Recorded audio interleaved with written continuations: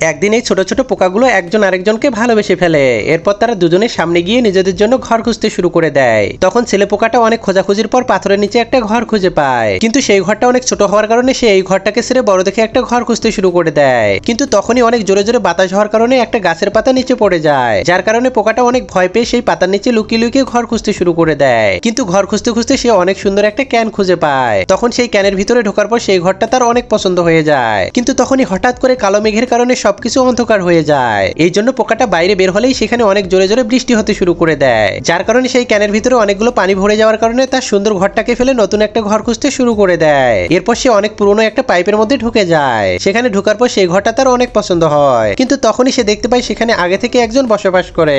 এজন্য সে অনেক লজ্জা পেয়ে সেখান থেকে চলে যেতে শুরু করে। কিন্তু হঠাৎ করে সেই পাইপের ভিতর থেকে পানি বের হওয়ার কারণে তারা দুজনে বাইরে বের হয়ে আসে।